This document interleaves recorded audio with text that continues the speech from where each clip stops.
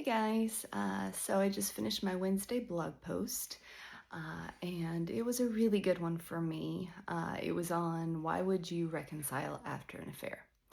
Big subject, but honestly, it was a really good one for me to reflect on a lot of things and where we've come from. So I'm not going to go into the bulk of what I wrote about. You can find that on the blog. But I did want to talk about the results of it because that's something I didn't really get to on the blog itself.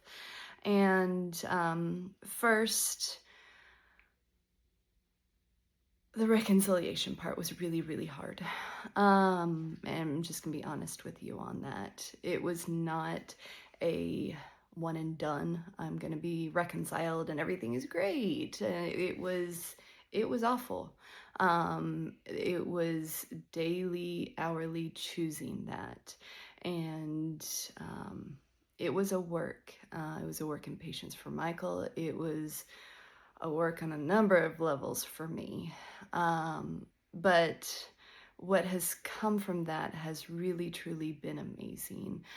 The one thing that I'm really truly grateful for, probably, I don't know if it's the most, but one of the things, are our kids. A lot of people would say to reconcile for the kids. I'm not necessarily a proponent of that. I'm not a proponent of reconciliation across the board. I think it depends on every marriage, every situation. If there's not true repentance, if there's a safety issue, there's a number of reasons that I would say maybe reconciliation isn't for you. However, I can say when both of you allow God to work in your lives, it can be amazing. The work that God has done in our lives, the evidence that I see in our family now, in our kids saw us at our worst. They knew what happened. Maybe not every detail, but they knew it. And they had an awful lot of questions. But they got to see us deal with that. They got to see us deal with the worst, and they got to see us turn to God. They got to see us live out the gospel.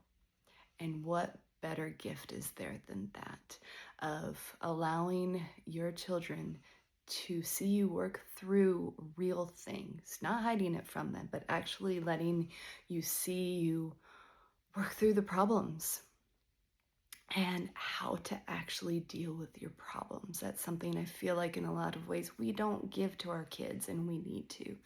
They need to see us in real life and how to deal with real life. And I'm so grateful that God allowed everything to happen as it did. I love who I am because of it. I think I've shared that before. I would not be the person I am now had the affair not happened. Michael, he is absolutely not the man he was before, and I love him. He's amazing. I definitely would not have chosen the affair. Absolutely not. But would I choose the marriage that God has given us now because of it? And the family because of it? Absolutely. Just remember what God can do when you allow Him to work in your life. He can do some pretty amazing things into people like us that had their hearts turned back to Him. Love you guys.